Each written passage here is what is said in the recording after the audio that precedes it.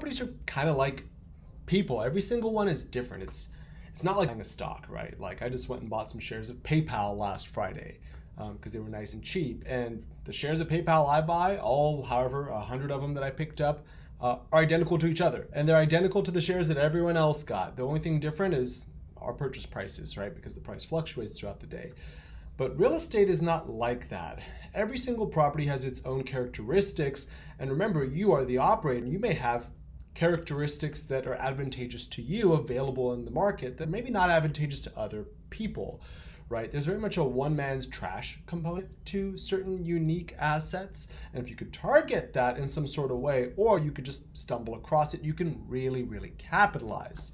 I'll give you a couple examples of unique properties that have made us a lot of money because of their unusual situations. The first one here is a duplex that we thought we were buying towards the end of last year. I think it was fall of last year in Northwest Indiana. This is one of our favorite markets, East Chicago, Indiana. It's since gotten expensive, but this is you could tell by the Google map, this is a clean, really well-maintained property, right? It was supposed to be 2 units, top and bottom. Seller was the owner, lived in it for a while, hit us with his asking price of 75. He said, for you guys, I'll go no lower than 73. And we thought, hey, this duplex is a pretty good deal at 73. Maybe it's worth, I don't know. It was really under rented, right? And he was going to be vacating, so we were going to have to wholesale it cash or keep it ourselves, right, and buy it cash. So we figured maybe in its as-is condition, it's worth 110, 120 at the time. Now I think it's worth more. It's probably worth like 150 as a duplex. And these are the numbers that we would have seen on this duplex. 700 upper tenant that was not really compliant. He said that he was going to file an eviction notice against her, but he was just going to sell instead. And pretty low expenses and a 3 cap at currents, but you got a vacant, right? So that's not really fair. And at market rents, it's closer to a 14.5 cap here. Let's go ahead and plug in a number here, 825, since we were going to refill it. So 13.3 cap at currents. Maybe with a couple $1,000 invested in it, you spend like 5, so you're in for 78. We expected this to be a 12.5 cap deal. So we were just going to resell it to one of our investors and make like 40, 50 grand and let them have like a nice clean 8.5 cap instead of take on the 12 for ourselves and tie up our cash and all that stuff. We just pocket the cash, pocket profits. But we discovered something during the inspection. They made this deal way, way better than we thought it was. When we got into the property, so here's this nice 3D inspection that we do for any property where this service is available. It's actually really cool. Look, this is a clean street too. It's a working class area, but look how decent the neighborhood is. The lawn's all trimmed, the houses are all in good condition. Anyways, we pop in this building, and we find that the building itself, when you enter, was actually much nicer than we had expected. So it didn't have any real deferred maintenance. It was just a clean property. Nothing fancy. We didn't have to do any remodeling. So that was surprise number 1. But this guy kept it in good shape, right? And big unit, big downstairs unit that this guy was occupying. The seller was occupying himself. Bathroom looks pretty clean. There we go. Surprise number 2, the big one. You pop into the basement, and the seller semi-finished it for his own use. This is a common occurrence for property owners that live in multiplexes with basements, as we've discovered in this market. Sellers like to use them. So yeah, he cleaned this thing up. And the common area is what needed the most work to make it a useful basement unit, because you see this sink needed to be replaced with like a vanity. You had some like wires and lines that needed to be piped properly and like secured to the wall, or either just completely concealed. And we needed to put some drywall up to cover the water heater, right? Because you can't have the water heater just exposed like that. You need to have like a little walled off section. I'll let you see exactly what it looks like. Yeah, this water heater was exposed. This area was just kind of messy and like a little bit like exposed looking, so we had to just close some things up. But the bathroom and the bedrooms, they're basically already finished, right? Like this bathroom is just fine for a basement unit. And same with the bedrooms. The bedrooms were both very nicely finished. Let me hop in. God, let me just use this. The bedrooms were well finished. They already had the egress windows so a tenant can exit. They already met code. The ceilings were high enough. The drywall was done. See, the ductwork was all sealed in.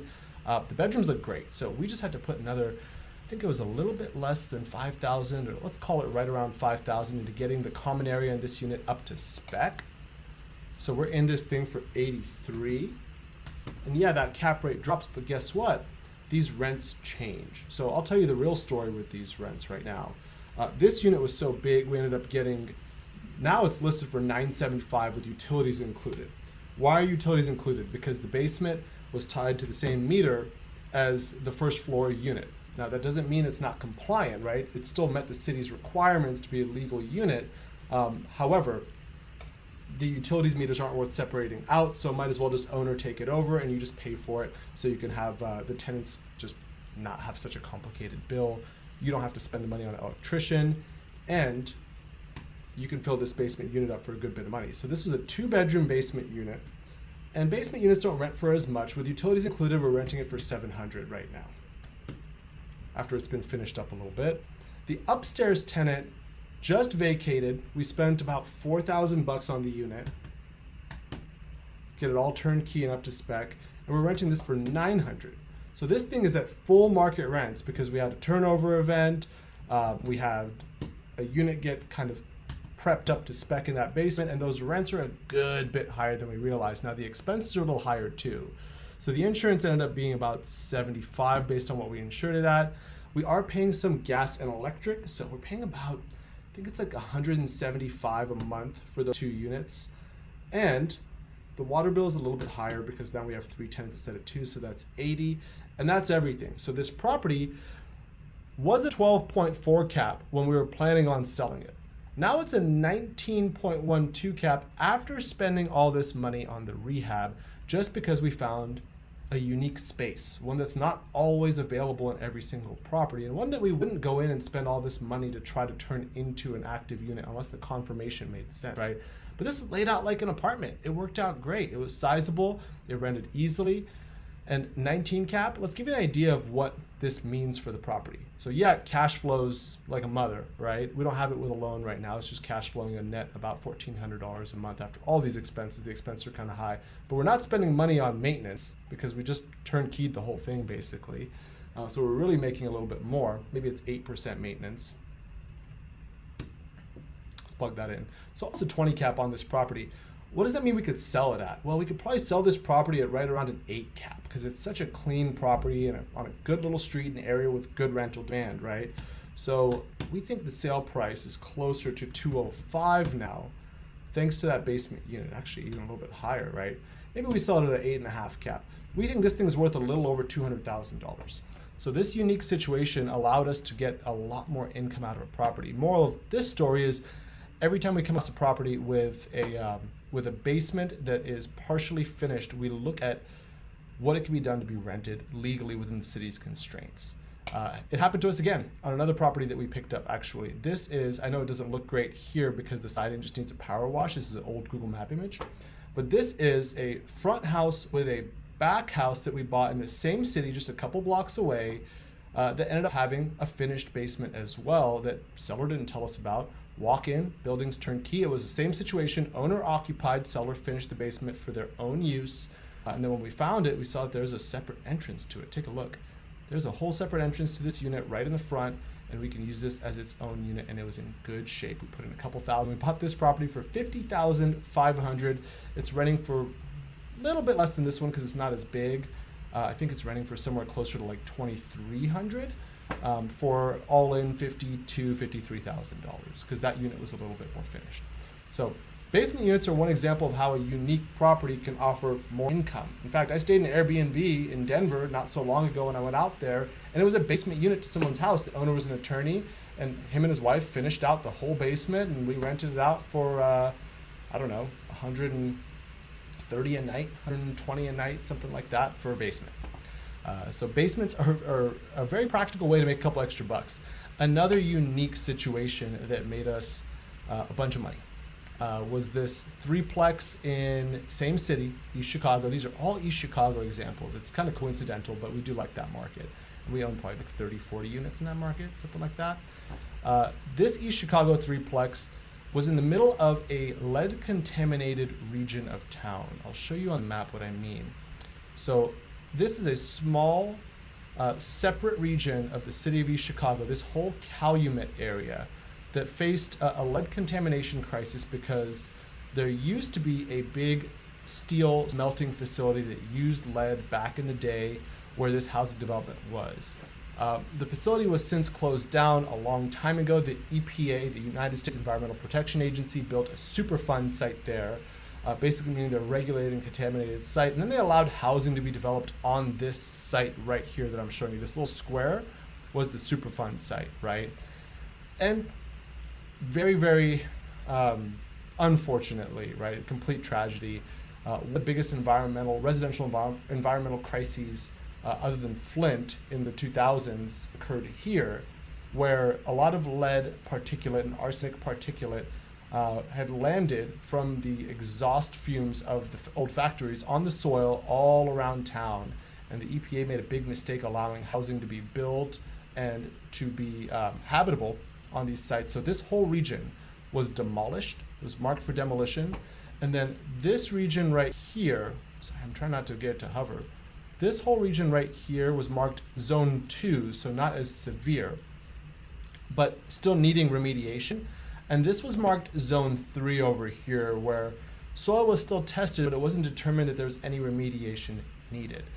This happened in the midst of the housing crisis, which lasted longer in this part of town, right? This particular region, these areas near Chicago, they hit their bottom in like 2015, 2016. We got this deal in 17, so the sentiment was still very negative, right? Let me go back to the actual property itself. The sentiment was still very negative, and the seller of this property had just done a good amount of work to it several years before, and he was just tired of the hassle. He was retiring from the business, and he approached me to sell it for $25,000. He had someone else that had offered him 20, another wholesaler, actually a pretty well-known wholesaler in the area. He was trying to get a little bit more. His asking was 25. He said the first person to get me the asking gets the deal. We gave him his asking, inspected the property, just a quick property management walkthrough during escrow. So this was we didn't know what to expect, but he said it was nice. And lo and behold, I mean, forget the dingy kind of weird faux stone brick siding, newer windows, newer roof, new central AC for all units, new furnaces for all units, and pretty well updated units in this building. So it ended up being a great deal, but we were very unsure about this whole lead crisis. So we did our due diligence. We called some EP representatives and the local state consultants for like the brownfield laws out there. So there was some navigation here, and found that the EPA had agreed to remedy all of these sites as needed. And we got a copy of the old EPA letter that promised to do so and showed the testing results for this property, and that there was elevated lead and arsenic in some portion of the soil in the backyard of this property, but they were on the hook for it, is basically what they promised. So we picked this thing up for $25,000. I put about, I'd say, $5,000 in over the course of like 3 years, maybe $7,000 in. So it came out of this maintenance reserve. And here's the lead papers on this particular property. So here's the Environmental Protection Agency's letter, basically promising that, where is it? It's a little bit lower. There we go. So this is the letter dated 2016 from the previous owner, where he's providing consent to the EPA for them to remedy all the lead in the soil, basically excavate the soil that had it and then backfill it, and boom, you're all good, right? So seller knew that this was not really his problem. He still had this low perceived value of the property though. And then in 2019, we actually got it done. It took a while for the EPA to get around to all this, so we had to keep it roped off in the backyard. And you got this completion letter in 2019 saying, hey, we've basically done it. This is what they did. You're gonna laugh at this. This is all it was. It was that piece of sod right there. They had to get rid of all the blocks and all the sod. They dug it up about 2 feet. They put some plastic sheeting underneath it, and then they replaced that sod. Let me show you what they did. This is basically the only region, and there was a very specific part, see back here where they had to do it. There's the result. Boom, no more blocks and some fresh sod. In this little backyard of this house, that's all it took to offset this lead contamination crisis. The result, stay with me here. The property currently rents for $725. It's under rented in 2 units, long-term tenants. They've been there about 2.5 years each. And another new tenant that just filled a unit. The very first inherited tenant moved out. She was kind of trouble the whole time, so I'm glad, because we don't chase rents anymore, hopefully. And we refilled this for $800. and the expenses are super low. The property taxes are dirt cheap because I bought it for so cheap. It never really got assessed high. It got reassessed at some point for like 50K. The insurance is really cheap. The water bill, this still blows my mind. It used to be like as low as $42 a month. It's gone up since like $60 a month, and it includes the trash bill, which is wild. The lawn and snow cost me about $90 a month. And then management, vacancy, and maintenance, right? And I don't even spend all this maintenance money anymore, but I still put it aside. After all expenses considered, this property is a 66 cap, unheard of. 69 cap at market, 70 cap at market, 69.96. All because there was a lead contamination crisis, but the rental demand of the market was strong. Our property management was confident they could fill it and operate the building, and the condition of the building was good. And we were able to navigate the lead contamination crisis to be able to get a favorable outcome. And this deal is worth, what would I sell this for today? By the way, this property next to it was on the demo list, got torn down. There's just a patch of grass now.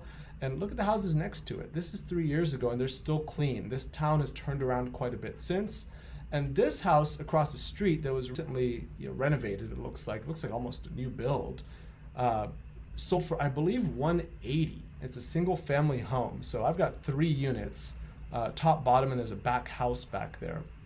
It's not a basement unit in this particular building. I think this property goes for a 9.5 cap because it's a tougher neighborhood.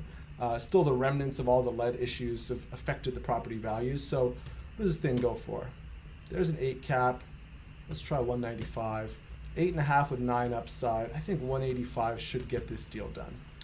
So 9 cap with 9.5 cap upside, all in for 25 plus, the maintenance reserves got spent, right, on upgrades. All in for $25,000. Sell it for 185, 160K gain. Property is a 70 cap at market rents. Home run deal. Not a deal you can get very easily. We were very lucky. The timing was right and the asset was right. But both of these circumstances, actually all 3, the 2 basement units and this one, show how a unique asset can give you an opportunity to execute in a way that the previous owner wasn't, therefore increasing your perception of value and the performance of the property.